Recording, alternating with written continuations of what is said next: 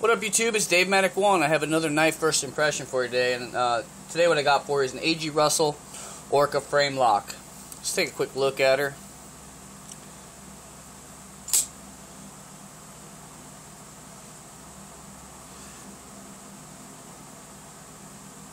Alright then, the blade length on this guy is 3.5 inches.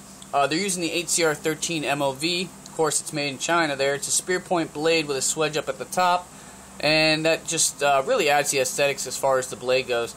You're using a wide blade. This blade is a little over 1.5 inches wide, which is pretty. It really adds to the overall aesthetics of this knife. Makes it really an attractive looking knife, or something I was drawn to anyway when purchasing. The handle here, of course, you're rocking a Peel Ply G10.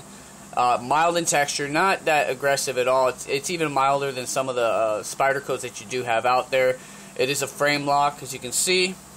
They did go ahead and, I guess, lease out the hinder over travel stop there, which is a nice added touch there. Pocket clip is tip up, tip down, right hand carry only. You got a lanyard hold there, and they have this coating on it. It's reminiscent to the that titanium nitrate coating that you're starting to see on a lot of knives. It's becoming pretty popular these days, but it didn't say in the description whether that's what they use, so I'm thinking it's some other kind of coating. It's got a grayish tint to it.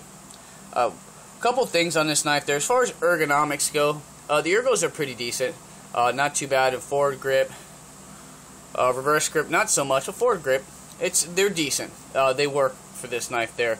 The overall length, like I said, 8 inches, so it's a nice mid-sized carry. Maybe borderline for most as far as maybe being too big. If not because of the length, because of the width, because it will take a little bit of real estate in your pocket there. Pocket clip is a low ride pocket clip. It's one of two options that they have here. They do include another option, just a regular pocket clip there, which will it'll have the knife protruding out of the pocket by about 1/2 inch or so there. And this is what came on the knife. I immediately took it off. That's going to bring me to one of my first concerns about this knife here. On this side, my knife has got a tan line, as you can see there, from where the old pocket clip or when the pocket clip was put on there. I don't know how that happens. I don't know if it was maybe sitting in a box for way too long, or maybe they did a touch-up spray on the, after, assembly, and it came to be that way. It's kind of a bummer, when you buy a knife and you have stuff like that going on. Another thing also, I noticed that these the torque screws that are involved in the majority of the assembly of this knife, the frame, the G10 scale and all that cool stuff, differ from what's in the hinder stabilizer and on the pocket clips. And the thing is, I noticed that the torques, the indentation or the cutout for the torques to receive the torques driver is off-center from the screw, so that looks a little funny. This one's actually a lot better. The ones in the pocket clip aren't too bad. The reason why I noticed this is because this is my second Orca Framelock that I got from A.G.Russell. I already had one, and the lockup on it was a little much, and it didn't have blade play, but it was a little much, and it was stiff. So if I were to loosen it up, the lockup would have been like past 100% in order to get it to function smoothly, and the knife would have been, it would have been a little off center if I did that. So I sent it back. Customer service was awesome. They sent me another one. This is what I got, which brings me to this. Blade centering on this guy. Blade centering on this knife right now is still a little to the right. Not too bad as far as that goes. Now, blade play on it, there's none. Up and down, left to right, no big deal. It's locking up pretty solid.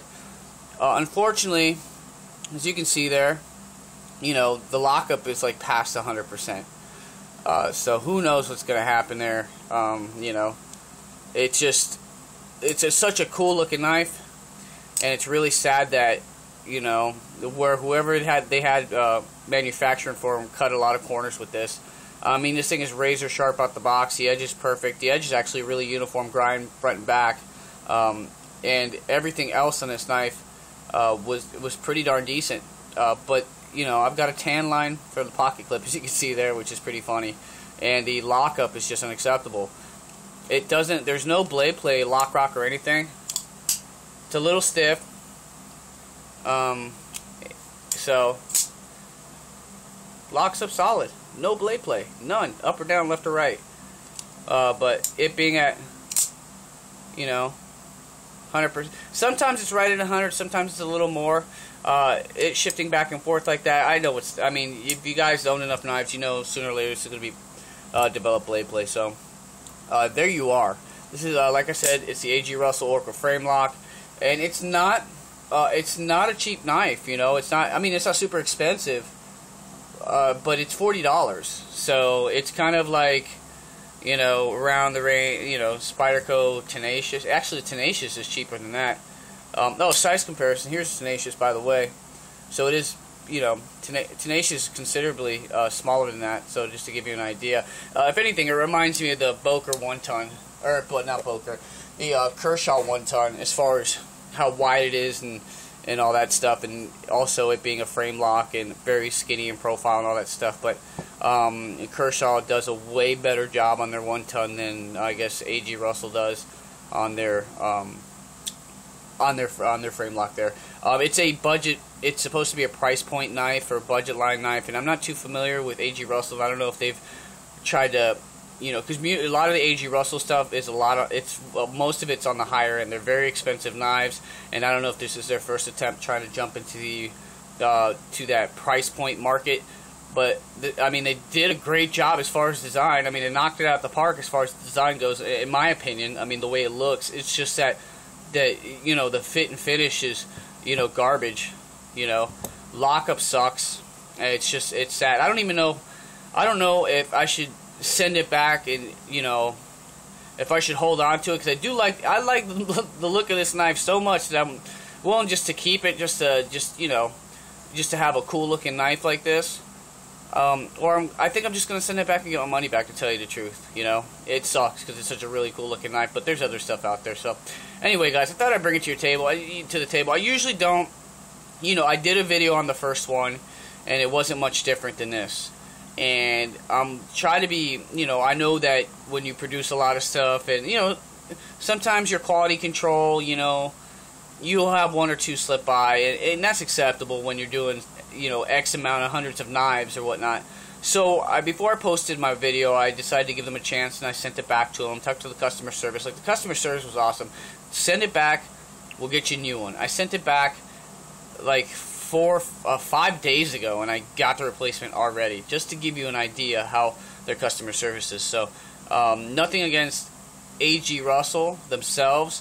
I just think the people that are producing their knives overseas, they're just lacking quality control. So anyway, guys, like I said, I wanted to give them the benefit of the doubt, bring it back, and actually, if this knife would have been perfect, I would have said hey, and I would have recommended it to you guys. But you know, this is the second time getting a knife and having similar issues.